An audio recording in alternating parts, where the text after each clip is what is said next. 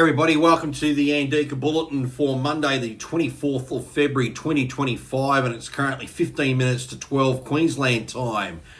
ASX 200 right at the moment is down just 4.5 points. The market's at 82.91, which is fairly impressive considering it was a pretty weak Wall Street on Friday. So we've sort of shaken that off, which is just good to see. Sometimes our market can do its own thing. Now, today I would like to talk about the buy right on BHP and the covered combo also on BHP. Right now, the spot price is around $40.56. So I just prepared these other slides a little bit earlier just to illustrate the buy right. So let's go into the data right here. Now, for those who don't know what a buy right is, the buy right is when you buy the underlying stock and you simultaneously sell the out of the money call option at the same time. It's a trade your broker can execute for you, no worries. In this case, what we're doing is we're doing a buy right on BHP. And one of the reasons we're also wanting to do this is BHP is currently in that zone where if you were to buy BHP, you'd be entitled to the next dividend. It's going to trade ex-dividend, I believe it's on the 6th of March, so there's a little bit of time left. So basically, if you own said stock, you'll get the forthcoming dividend. Now, the dividend in BHP, I've rounded it up to 79. It's actually 78.5 Aussie cents.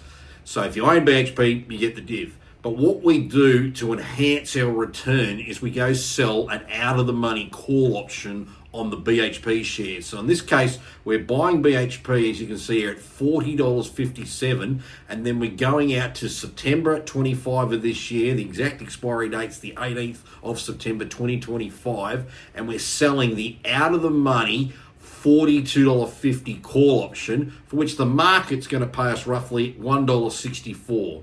So basically, we've bought the stock here at $40.57, and we're selling an out of the call money option here at a strike price of $42.50. So you can see we've bought here, we're happy to maybe sell at this price if our option between now and then happens to get in the money. Because we sell that call option, the market pays me or you, if you do the trade, $1.64 right now. And because you own BHP, you also get the dividend, which is 79 cents.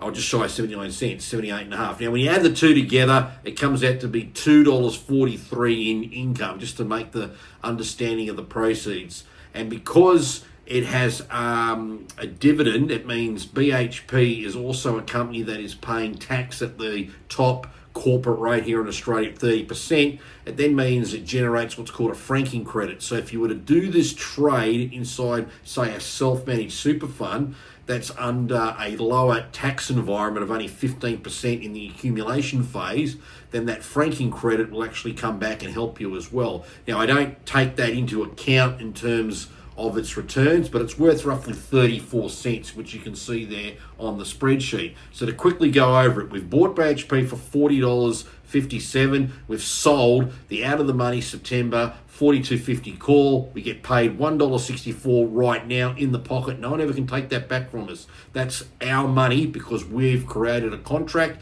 and we've created an obligation that we will sell BHP at $42.50 if the option's called. Now, of course, nobody can give you anything in the markets with any degree of absolute certainty to say this will happen, but I can definitely say this. There's one of two events that can happen with this strategy. Either BHP come the end of September is above $42.50 or it's less than $42.50. There you go. I know, amazing statement to make, but it is true. Now, if it's above $42.50 and you've sold the $42.50 call, the market you'll get exercised, you'll sell your shares, which does also mean in this example here, you're also then going to make a $1.93 capital gain as well. Now, when we put it all through the machine, on the basis you are exercised, it works out to be 8.4% in 206 days. Annualize that out, it comes out to be just shy of 15% per annum, which is pretty good. If you're not exercised, we call that the standstill return. That means you sell your stock at that higher price, but based on your purchase price of the stock, in this case, $40.57. The fact that you got $1.64 in, you got the 78.5 cent dividend as well, but ignoring the tax credit, you worked out to be about 4.8%. Annualizing that's around about 8.5. So that's a pretty good not bad trade deal. And the beauty of it is, if you get to the end of September here and you haven't sold your BHP, you can then go do the strategy again another 6 months further out. And then also, and I haven't noted this in this strategy, but some smart people might pick this up, there's actually going to be a second dividend probably in late August. Now, I don't know what that'll be because the company hasn't reported, so I'm not going to factor in something we don't know. But if all goes well, you could buy the BHP today, get the dividend as well, get that call premium, wait it out, and hopefully it's not above 42.50, and then you get to redo the process again. Good way to keep earning above from the dividend. Now, another strategy to employ on BHP as well. Now, it has an element of extra risk here, because what we're going to introduce here is we're going to introduce a third transaction, which is the selling of an out-of-the-money put option. Now, this strategy is called a covered combo. So it's essentially pretty much the same as the buy right. We buy the stock, trade 1, we sell the call, trade 2, and now we sell the put, trade 3.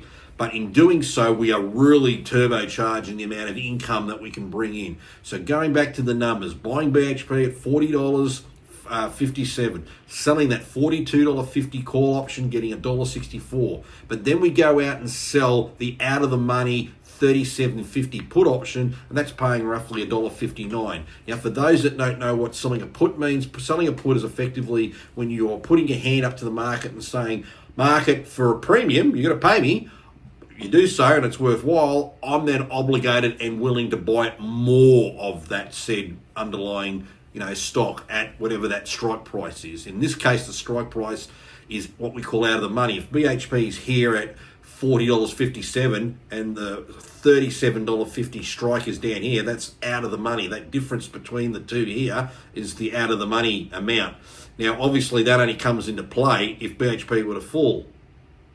And then we get to September, if that then put is then in the money, meaning the strike of the put's greater than the shares, then you'll be buying more BHP. And then, of course, you'll be owning a stock that's in a bit of a downtrend. So that's why there's a bit of a risk in doing this. You should only do this if you're prepared to buy more of the stock.